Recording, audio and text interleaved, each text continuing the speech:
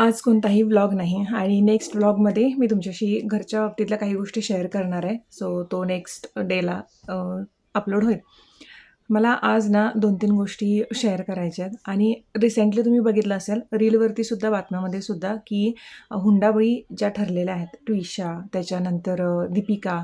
मागच्या डिसेंबरमध्ये मी एक गोष्ट बघितली होती. जयपूरमधली एक विवाहिता होती. तिचा तर न्यूड व्हिडिओ तिच्याच घरच्यांनी बनवला आणि एक तिचं जे लहान मूल आहे, म्हणजे जे म्हणतात ना 1-2 महिन्याचं सुद्धा नाही आहे, तर त्याला ती ठेवून शेवटी तिनं जगाचा निरोप घेतला, स्वतःच जीव दिला तिनं. अशा खूप साऱ्या घटना आपण बघतो आणि तेव्हा आपल्याला रागसुद्धा येतो आणि एक थोडे दिवस झाले की आपल्याला वाटतं की चला झालं, आणि कंटिन्युअसली अशा घटना घडतच राहतात. ना आजच्या बाबतीमध्ये ठोस कायदा आहे, ना हुंडाबळीच्या बाबतीमध्ये ठोस कायदा आहे. आणि ह्याच्यामध्ये असं नाही की कमी शिकलेल्या मुलीच किंवा कमी शिकलेल्या बायकाच बळी ठरत आहेत. उच्च शिक्षित मुलीसुद्धा, आता दीपिका आणि ट्रिशा यांचं जर उदाहरण आपण बघितलं, चांगल्या शिकलेल्या घरातल्या आहेत, त्याच्यानंतर चांगले जॉबसुद्धा त्यांनी केलेले आहेत आणि चांगल्या घरात त्यांना दिलेलं आहे. एकटीला तर जज होती तिची सासू, तिच्या घरात दिल्या आणि तिचे जर इंटरव्ह्यू बघता माझं डोकं ना असं सटकते की ती एवढी शांत आहे. तिला घरातले जे प्लांट्स आहेत, म्हणजे आता घर त्यांचं सील केलं आहे, तर घरातले जे ते प्लांट्स आहेत ना, त्यांची काळजी आहे की ते यांना पाणी मिळणार नाही, ते मरणार. तिला ती त्या सुनेला म्हणजे सायकॅट्रिक ट्रीटमेंट सुरू होती. अशा काही तिचे जे गोष्टी आहेत ते बाहेर येतात. म्हणजे त्यांना गेलेल्या मुलीबद्दल काही नाही. आणि आपल्याकडे तिचे आईवडील आत्ता रडत आहेत की आमच्या मुलीला असं केलं तसं केलं. 5 महिन्यांपासून ती मुलगी तुम्हाला सांगते की मला त्रास होतोय, मला त्रास होतोय. तेव्हा तुम्हाला घरची इज्जत, तुम्हाला लोक काय म्हणतील, तुमच्या बाजूचे काय म्हणतील, ह्याची काळजी होती. आणि मुलगी गेल्यानंतर सडनली तुम्हाला विक्टीम कार्ड प्ले करायचं आहे. मला सगळ्यात तर आधी मोठे जे गुन्हेगार आहेत ते तिचे आईवडील वाटतात. तिचा भाऊसुद्धा मिलिटरीमध्ये होता. जेवढं मी वाचले तेवढ्यावरून सांगते. तुम्हाला एवढ्या सगळ्या गोष्टी माहीत आहेत, तुमची मुलगी त्रासात आहे, तरीसुद्धा तुम्हाला तिला सोडवण्याच्या बाबतीत तुमचं काही नाही आहे. पण हां ठीक आहे, तू थोडंसं ॲडजस्ट कर, काही नाही होणार, पप्पा येतील, माफी मागतील. का? त्याच वेळी जर तुम्ही मुलीला एवढ्या थाटामाटात लग्न करून देऊ शकता, एवढे पैसे, म्हणजे लग्नामध्ये तुम्ही एवढ्या किमतीचे दागिने देऊ शकतात, एवढं तिला भेट म्हणून पैसे देऊ शकतात, तर तुम्ही तिचा सांभाळसुद्धा करू शकतात. जग काय म्हणते ह्या विचारामध्ये भरपूर जणांची स्वप्न जे ती नेहमी अपूर्णच राहतात. मुलगी तुमची त्रासात आहे हे तुम्हाला समोर दिसते, तरीसुद्धा तुम्हाला काय करायचं नाही, तिचा संसार चालूच ठेवायचा आहे. तिला त्रास होतो, तिला मारहाण होते, हे सुद्धा तुम्हाला कळते, तरीसुद्धा नाही, तू संसार करच, तू मर तिथे, पण तू तिथे संसार करच, हे तिच्या आई वडील तिला सांगतात, बोलतायत तिथे. म्हणजे त्या स्टार्टवरून हे सिद्ध होते. दुसरीकडे पण तसंच. तुम्ही मुलगी गेल्यानंतर ती रडत बसण्यापेक्षा ती जेव्हा सांगते तुम्हाला 5-6 महिने कंटिन्युअसली जर सांगते की त्रास होतोय, तर ते खोटं नाही बोलत असणार ना. तुम्ही एकदा कन्फ्रंट तर करूच शकता. एक उदाहरण सांगते, माझ्या मैत्रिणीच्या बाबतीत घडलेलं. नवीन लग्न होतं, अरेंज मॅरेज होतं आणि तिच्या आईवडिलांनी, म्हणजे तिच्या आईने ठोस पाऊल कसं उचललं ते मी सांगते. आईवडील दोघांनी सुद्धा तिला पहिल्या 2-3 महिन्यामध्ये, अरेंज मॅरेजमध्ये कसं होतं की आपण जुळवून घेऊ शकत नाही लवकर. लव्ह मॅरेजमध्ये थोडाफार नवऱ्याचा स्वभाव माहीत असतो, पण अरेंज मॅरेजमध्ये तसं नसतं. आणि ते करताना थोड्याफार गोष्टी तिला ते अवघड जात होतं, म्हणजे घरच्यांशी जुळवणं किंवा हे करणं. आणि थोडे वाद व्हायचे. वाद होता होता नवऱ्याने एकदा कानाखाली मारली तिला. हे जेव्हा तिच्या घरच्यांना कळालं, तिच्या आईवडिलांनी एवढं हे केले, म्हणजे आईवडील काही घरच्याने सुद्धा नवऱ्याला बोलले की आम्ही आमच्या मुलीला कधी असं 2 बोटांनी सुद्धा मारले नाही, तुम्ही हात कसा उचललात. त्याच वेळी जेव्हा आईवडील बोलले, त्याच्यानंतर तिचा संसार सुखाचा सुरू आहे, व्यवस्थित आहे, मुलं बाळं झालेले आहेत, सगळं व्यवस्थित आहे, सासरी पण व्यवस्थित आहे, नवरा पण व्यवस्थित आहे. पहिल्याच वेळेला तुमच्या मुलीच्या अंगावर जेव्हा हात उचलला जातो, तेव्हा जर तुम्ही ठोस पावलं उचलत नसाल, तर नंतर ती यूज टू होऊन जातं. काय करणार तिच्या घरचे, म्हणून सोडून देतात लोक, ते काही विचार करत नाहीत. आणि आपल्याकडेच मानसिकता अशी आहे ना की मुलगी, म्हणजे लग्न झालेली मुलगी डायव्होर्स घेऊन घरी बसली तर तिच्या कुटुंबाकडे बघण्याचा दृष्टिकोनच बदलतो. अरे घरात बसले ती, तिचं काय, अरे तिची बहीण घरात बसले आणि तिच्या भावाशी कोण लग्न करणार, किंवा तिची बहीण, तिची मुलगी घरात आहे आणि ह्याच्या मुलींना काही शिकवलं नाही. शेवटी फिरून मुलींवरतीच येतं. हा विचार करत नाहीत की मेलेल्या मुलीपेक्षा डायव्होर्स झालेली मुलगी कधीही बेटर. मध्यंतरी एक बातमी बघितली होती ज्याच्यामध्ये तिचे वडील वाजत गाजत तिला घरी घेऊन येतात. इतकं भारी वाटलं की अजूनही काही वडील असे आहेत जे मुलींना प्रत्येक गोष्टीमध्ये सपोर्ट करतात. पण उच्च शिक्षित, उच्चभ्रू, जे एकदम हायफाय घरातले काही आईवडिलांना असं वाटतं की आपली इज्जत जाते, आपली मुलगी जर आली लग्न करून, तिच्या घरी नाही नांदली आणि ती आली तर. ही जी मानसिकता आहे ना, ही बदलली पाहिजेत. आणि मेन म्हणजे ठोस कायदे आले पाहिजेत. तर ह्या दोन्ही केसेसमध्ये, दीपिका आणि ट्विशाच्या दोन्ही केसेसमध्ये मी एवढे कंटिन्युअसली तिच्या शरीरावरती इतके घाव आहेत आणि ते बघूनसुद्धा पोस्टमॉर्टमचा रिपोर्ट व्यवस्थित नाही किंवा ते काय म्हणतात त्याला ठोस पावलं अशी उचललीच जात नाहीत. कारण आपल्या सिस्टीममध्ये असं आहे की पैसा फेकला की सगळ्या गोष्टी होतात, वरून दबाव आला की सगळ्या गोष्टी होतात. कुणाला न्याय मिळायचं ते मिळतच नाही. शेवटी माणूस ते मरून जातं, त्याच्या आठवणी पुसून जातात, लोक विसरून जातात आणि ते तसंच मग नवीन एक दीपिका आणि नवीन एक ट्विशा जन्माला येते आणि ह्या गोष्टी वारंवार घडत राहतात. मला वाटतं की आपल्या देशातच एवढं मुलींसाठी कायदे कडक का नाही आहेत, जिथे 3 वर्षाच्या मुली होतो आणि अशा वारंवार सोडलं जातं. पहिल्याच वेळेला त्याला ठोस जर शिक्षा झाली असती तर ती 3 वर्षाची मुलगी वाचली असती. जिथे म्हणजे घरचेच जाळून मारतात, समोर मुलाबाळांच्या समोर आईला तिच्या जाळून मारतात, काही ठोस पावलं उचलली जात नाहीत. मुलीला वरून खाली ढकलून दिलं जातं, काही नाही. वरून पडून मेली ती, म्हणजे तिनं स्वतःहून उडी मारली.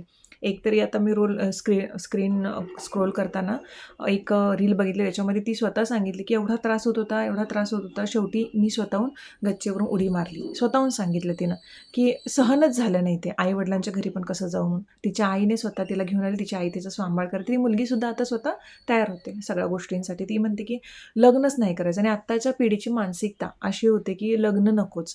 जास्त करून मुली घाबरतात की नाही लग्नच नाही करायचं आहे, कशी येईल, कोण येईल काय माहीत नाही. आणि आई-वडीलसुद्धा कसं करतात माहीत आहे, की आपली मुलगी श्रीमंत घरात गेली तर आणि तरच सुखी राहू शकते. मी सांगते ना श्रीमंत ना गरीब घरात ती सुखी राहू शकते. जो मुलगा व्यवस्थित असेल आणि जर मुलगा चांगला असेल तरच ती सुखी राहू शकते. मग ती श्रीमंत घरात असू देत, गरीब घरात असू देत, मध्यम कुटुंबात असू देत.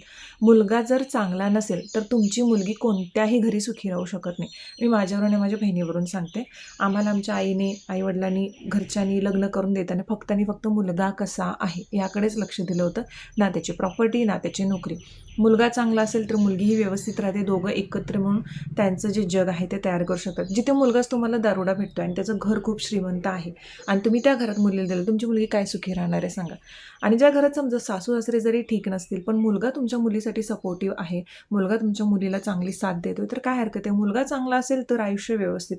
मी एक म्हणजे जुन्या बायका पहिला म्हणायच्या की जर नवरा चांगला असेल तर अगदी छोट्या-छोट्या गोष्टींमध्ये सुद्धा आनंद शोधता येतो आणि नवरा चांगला असेल तर स्मशानभूमीत जाईपर्यंत आयुष्याची राख झालेली असते पूर्ण.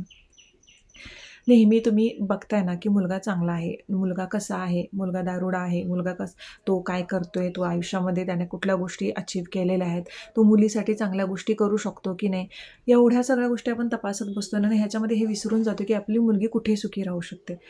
एवढा कंटिन्युअसली मी रील स्क्रोल करते ना, एवढा त्रास होतो मला बघताना. म्हणजे दीपिका आणि ट्विशाचे तर रील येतात, पण त्यासोबतच अल्गोरिदम असं असतं Instagramचं की त्या संदर्भात अजून रील्स तुम्हाला येत जातात आणि जेवढ्या त्या रील्स बघते ना, खूप जणींचं म्हणजे ते जयपूरचं मी म्हटलं, अजून इतक्या काही गोष्टी त्या रील्समध्ये येतात ना प्रत्येक मुलीच्या.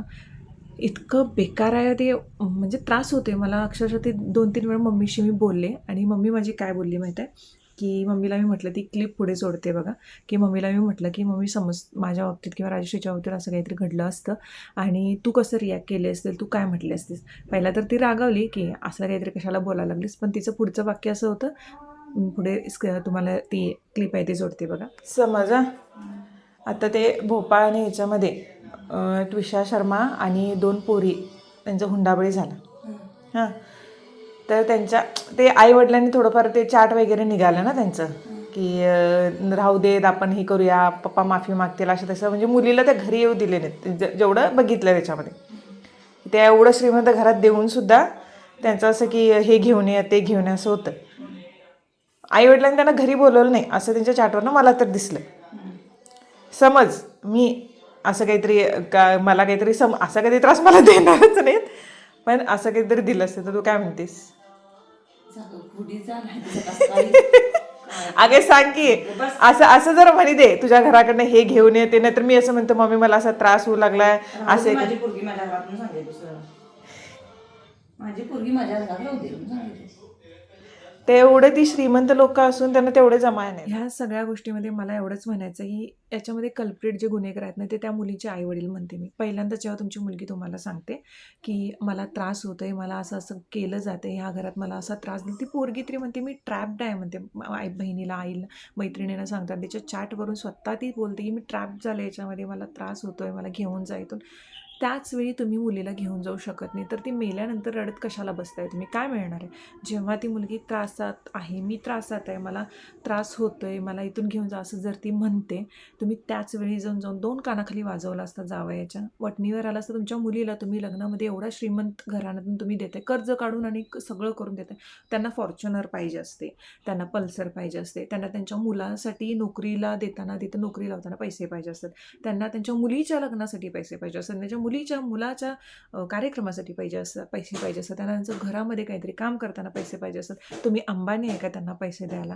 भिकारी आहेत ते लोक. तुमच्याकडे जेव्हा पहिल्यांदाच पैसे मागितले जातात तेव्हाच तुम्हाला त्यांची मानसिकता कळाली पाहिजे की ह्या घरी आपली मुलगी सुखी राहू शकत नाही. जेव्हा एखाद्या घरी म्हटलं जातं ना की फक्त तुमची मुलगी द्या, बाकी आमचा मुलगा तिला सुखात ठेवेल, कमवेल, बाकी हे दोघं जण मिळून जे काय असेल ते करतील, तिथेच त्या लोकांची मानसिकता कळते की ठीक आहे, हे लोक काही मागत नाहीत. पण ज्या वेळेला तुमच्या मुलीकडून घरात सांगितलं जातं की हे तुझ्या घराकडून घेऊन ये, कशासाठी? तुमच्या घरात ती मुलगी गृहलक्ष्मी बनून आली आणि तुम्ही त्या मुलीला सांगता की तू घेऊन ये, म्हणजे तुम्ही भिकारीच आहे ना. शेवटी तुम्ही सांगताय त्या मुलीला की जा तू घेऊन ये. का तुमचा मुलगा कमवू शकत नाही? जर तुमचा मुलगा तेवढं कमवूच शकत नाही तर तुम्ही दुसऱ्या मुलीला कशाला घेऊन आलात घरचे? दुसऱ्या घरचं लेकरू तुम्ही घेऊन येते, तुम्ही हवा तसा तिला त्रास देताय का? तर तुमच्या ज्या सगळ्या काय म्हणतात त्याला अपेक्षा आहेत, तुमची जी हवा आहे ते कंप्लीट करण्यासाठी. तुमच्या घरची मुलगी जेव्हा दुसऱ्यांच्या घरी जाईल आणि तिला असा त्रास देता येईल तेव्हा तुम्ही तो सहन करू शकाल का? मग दुसऱ्या घरचं लेकरू आणून तुम्ही त्याला तसं त्रास कसं देता? हे जेव्हा कळतं ना की आपली मुलगी दुसऱ्याच्या घरी गेल्यानंतर कशी राहिली पाहिजे, तेच तुम्ही दुसऱ्याची मुलगी घरात आणल्यानंतर केलं पाहिजे. तरच ती व्यवस्थित राहू शकते. तुम्ही तुमच्या सुनेला जसं वागवाल तसंच तुमच्या मुलीला देखील वागवलं जाईल. नियमच आहे, कर्म येतोच रिटर्न शेवटी. कारण प्रत्येक वेळेला असं वाटतं की आपली मुलगी चांगल्या घरात जावी, आपल्याला चांगला जावई भेटावा, आपल्या जावयाने आपल्या मुलीचं सगळं ऐकावं.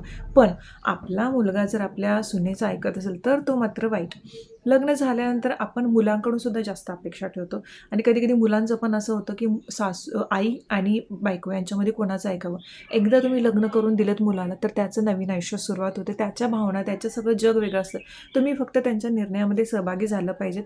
तो विचारेल, सगळं करेल. पण ज्यावेळी तुम्ही ह्या गोष्टी त्याच्यासुद्धा डोक्यात भरवून ठेवता तर तो सुद्धा भरकटला जातो की काय करायचं नेमकं. अशा खूप साऱ्या मानसिकता आपल्या भारतामध्ये आहेतच आहेत. बाहेर देशातही असतील माहीत नाही. मी आपल्यापुरतं सांगते. आणि जिथे हुंडाबळी हुंडाची जी प्रथा आहे ना, हुंडा देणं आणि हुंडा घेणं हा कायद्याने गुन्हा आहे हे माहीत असून सुद्धा अजूनही सर्रास दिलं जातं. मुलीला प्रेमाने दिलेली भेटवस्तू वेगळी आणि मुलाकडच्याने जेव्हा अपेक्षा करतात ना, हे तुम्ही लग्नात द्या, ते तुम्ही लग्नात द्या, ते केलेलं हुंडा ठरतं. ह्या वेळेला तुम्ही असं मागू शकत नाही, तुम्ही हे द्याच, तुम्ही हे कराच. स्वतःचे आई-वडील आपल्या मुलीसाठी प्रेमाने देतात. काहीतरी तिला कपडे दे, दागिने दे, काहीतरी भेटवस्तू दे, ही गोष्ट वेगळी. पण जेव्हा एक मागणी टाईप ठेवली जाते ना, तुम्ही हे लग्नात दिलं पाहिजेत, तुम्ही हे लग्नात घातलं पाहिजेत आणि जेव्हा ती मागणी अशी बळजबरीच्या स्वरूपात येते ना मुलीकडे, की तू जाऊन घेऊन ये, तू जाऊन ही कर, ती कर आणि अशा वेळी मग त्या गोष्टी जास्त टोकाला जातात आणि जास्त त्रासदायक ठरतात आणि असं एक टोकाचं पाऊल उचललं जातं. मग ती तिथे आत्महत्या करते किंवा तिथे तिला मारलं जातं आणि शेवटी आपण शेवटी हेच म्हणतो की चला तिने आत्महत्या केली, हुंडाबळी ठरली आणि तिच्या आईवडील म्हणतात माझ्या मुलीला असं त्रास केला, तसं त्रास केला. मी म्हणते अशा आईवडिलांना रडण्याचा काहीच अधिकार नाही. मी तर खरंच सरळ सांगते, ज्या वेळेला तुमच्या लेकराला त्रास दिला जातो आणि त्यावेळेला तुम्ही प्लीज तू ॲडजस्ट कर, होईल सगळं ठीक, जावया पुन्हा समजव, असं जेव्हा म्हटलं जातं तेव्हा तिथेच सगळं संपलेलं असतं. तुम्हाला रडायचासुद्धा काय, तिच्या मरणावर जायचासुद्धा अधिकार नाही असं मला वाटतं. कारण ती आधीच मेलेली असते. तुम्ही जेव्हा तिला सांगितलं असतं ना की तू ॲडजस्ट कर किंवा तू थोडंसं सहन कर, तेव्हा ती आधीच मेलेली असते. तिला फक्त सपोर्ट हवा असतो आईवडिलांचा ठोस आणि त्यावेळी ती पूर्ण स्वतःचे जग परत निर्माण करू शकते तुम्ही जेव्हा तिला सपोर्ट करता. मानसिक त्रास सहन करणं हे शारीरिक त्रासापेक्षा सुद्धा अतिशय भयानक आहे. मला एवढेच सांगायचं आहे या व्हिडिओच्या थ्रू की तुमच्या आजूबाजूला सुद्धा अशा घटना घडत असतील किंवा तुमच्या घरात सुद्धा जर असं घडत असेल तर त्याच्याकडे ना एक माणूस म्हणून बघा. असं नको की फक्त ॲडजस्ट कर, प्रत्येकालाच त्रास होतो, प्रत्येकाच्या घरात असं असतं. हे काय म्हणतात त्याला, एक ग्लोरीफाय करू नका ह्या गोष्टी की हे असं चालतं. कुठे ना कुठेतरी ही गोष्ट थांबवली पाहिजेत. ट्विशा, त्याच्यानंतर दीपिका, अशा ज्या मुली आहेत ज्या चांगल्या शिकून, चांगल्या जॉब करून, चांगल्या कुटुंबातून जाऊनसुद्धा जर त्यांना त्रास होऊ शकतो तर विचार करा नॉर्मल मुलींचं काय होतं. आणि ह्या अशा गोष्टीमुळेच लग्नसंस्था ही आता मला वाटते की हळूहळू अशी बंद होते. लग्न करायचं मग ही अशी भांडणं किंवा लग्न करायचं मग हुंडाबळी किंवा भरपूर अशा गोष्टी होतात. आणि हे असं वाचलं ना की अजून त्रास होतो आहे. कंटिन्युअसली आता ते रील येतात ना, तर ते रील बघून बघून मला एवढा त्रास होतो ना, मी Instagramचं हेच करून ठेवलं, सर बंदच करून ठेवलं की फक्त कामापुरतं बघायचं आणि सोडून द्यायचं. रील स्क्रोल केला की एक हुंडाबळी, एक रेप, एक काहीतरी जीव घेतला, एक काहीतरी खून केलं, मारामारी केली, असं माहीत नाही. आणि मी ओव्हर सेन्सिटिव्ह असल्यामुळे की काय माहीत, एखादी गोष्ट अशी मनात घेतली आणि ती खोलवर विचार करत जाते की अरे बापरे, म्हणजे किती मुली ह्या सहन करत असतील. आणि ते चाट ते लिटरली बघत बघत गेल्यानं खूप त्रास होतो की नको, हे असं कोणाच्या बाबतीत घडू नये. प्रत्येक मुलगी तिच्या सासरी का माहेरी का सगळीकडे सुखी राहावी आणि व्यवस्थित तिला मिळावं, तिच्या आयुष्यात ज्या जे सुख आहे ते सगळे मिळावेत. पण माहीत नाही, कायदे कधी कडक होणार आहेत, कधी अशा लोकांना शिक्षा होणार आहेत आणि कधी हे सगळं सुधारणार आहे.